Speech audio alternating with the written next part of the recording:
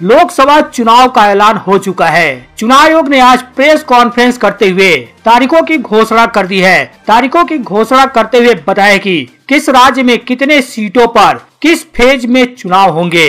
लोकसभा चुनाव का पहला चरण 19 अप्रैल से शुरू होगा और अंतिम चरण की वोटिंग 1 जून को होगी और 4 जून को नतीजे घोषित होंगे। देश के कौन कौन से राज्यों में एक चरण में वोटिंग होगी और कौन से राज्य में 2 चरण में वोटिंग होगी और कहां-कहां 3, 4, 5 और 7 चरण में वोटिंग होगी, इसके बारे में आपको आगे बताएंगे। सबसे पहले आपको बता देते हैं कि कितने चरणों में पूरे देश में चुनाव होगा। आपको बता दें कुल 7 चरणों में लोकसभा चुनाव संपन्न होंगे। दूसरे चरण की वोटिंग 26 अप्रैल को होगी, तीसरे चरण की वोटिंग 7 मई को होगी और चौथे चरण की वोटिंग 13 मई को डाला जाएगा और 5वें चरण की वोटिंग 20 मई को होगी। छठे चरण की वोटिंग 25 मई को होगी और लास्ट और अंतिम यानी 7वें चरण की वोटिंग 1 जून को होगी।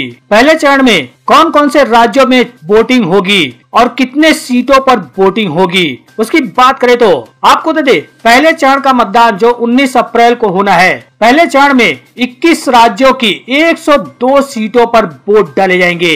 पहले चरण में जिन 21 राज्यों की 102 सीटों पर वोटिंग होगी उसमें जो राज्य शामिल हैं, इसमें फेज 1 का शेड्यूल एक दिन से हमें 2 बार करना पड़ रहा है। फिर बिहार के लिए वहां एक फेस्टिवल है तो नोटिफिकेशन की डेट सेम है, लेकिन बस लास्ट डेट ऑफ विड्रॉल हमें 30 मार्च की जगह 2 अप्रैल सिर्फ बिहार के फर्स्ट फेज के लिए करनी पड़ रही है क्योंकि वहां त्योहार हैं और 19 अप्रैल को यहां वोटिंग होगी और पूरी कंट्री में 4 जून को काउंटिंग होगी। So phase 1 this will look like this. ये मैप भी हम आपको प्रोवाइड कर देंगे। अभी ये जो येलो पोर्शन है ये ऐसा दिखाई देगा। तो इसमें जो फेज 1 का जो मैप है इसमें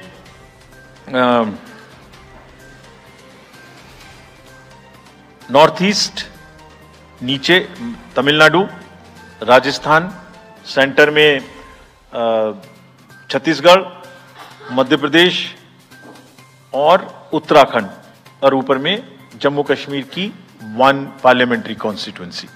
ये येलो फर्स्ट फेज का आपके सामने में मैप है। वहीं 26 अप्रैल को जो दूसरे चरण के अंतर्गत वोटिंग होनी है इसमें 13 राज्यों की 89 सीटों पर मतदान होगा। इसमें जो राज्य शामिल हैं, फेज 1 में 21 राज्य पोलिंग में जाएंगे और फेज 2 में उसमें से और राज्य जुड़ जाएंगे। So this is the map which would be phase 2, जिसमें हम नॉर्थ ईस्ट में काफी जगह चुनाव को कंप्लीट करते हुए, तमिलनाडु में कंप्लीट करते हुए सेकंड फेज में राजस्थान को भी कंप्लीट करेंगे। इसी तरह से 7 मई को जो तीसरे चरण की वोटिंग होगी, इस तीसरे चरण में 12 राज्यों की 94 सीटों पर मतदाता अपने मताधिकार का इस्तेमाल कर पाएंगे। इसमें जो 12 राज्य शामिल हैं, जिनमें 94 सीटों पर मतदान होना है, उनमें जो राज्य शामिल हैं और इस फेज में 3 नए राज्य में चुनाव शुरू होगा। इसका मैप कुछ इस तरह से दिखाई देगा।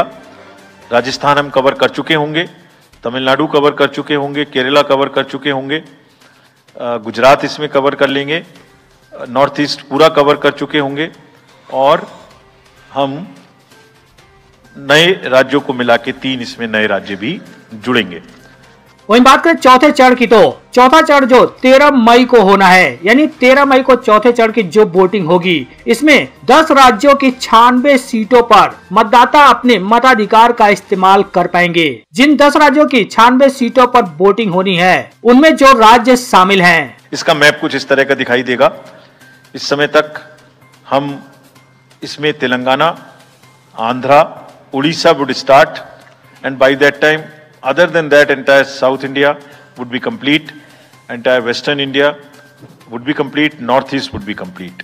वहीं 20 मई को जो 5वें चरण की वोटिंग होनी है, इस 5वें चरण में 8 राज्यों की 49 सीटों पर वोटिंग होनी है। जिन 8 राज्यों की 49 सीटों पर वोटिंग होनी है, उनमें जो राज्य शामिल हैं, It will look like this, which is in front of you, and phase 5 में 49 constituencies will be going to the poll.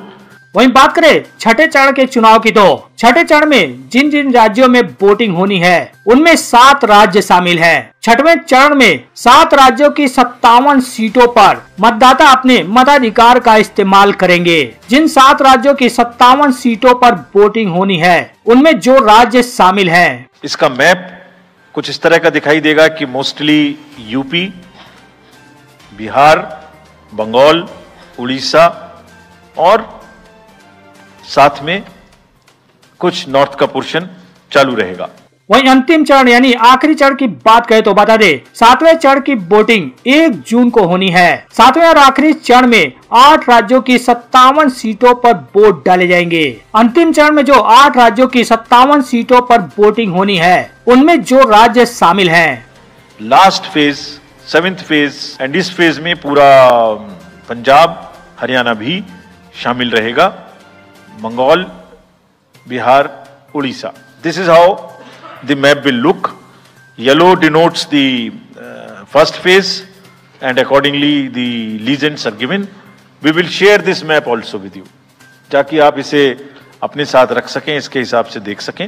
और अगर पूरी फेज वाइज हम पिक्चर दें, ये भी एक अच्छी स्नैपशॉट है जिसमें फेज 1 में 102 कॉन्स्टिट्यूएंसीज, फेज 2 में 89, फेज 3 में 94, फेज 4 में 96, 49, 57, 57. So we'll start with the 102, the largest, slowly come down and finish northeast, move up from the south and finish the western area. तो इसमें वेदर और हर चीज का ध्यान रखते हुए काफी सोचने के बाद ये शेड्यूल बनाया गया है।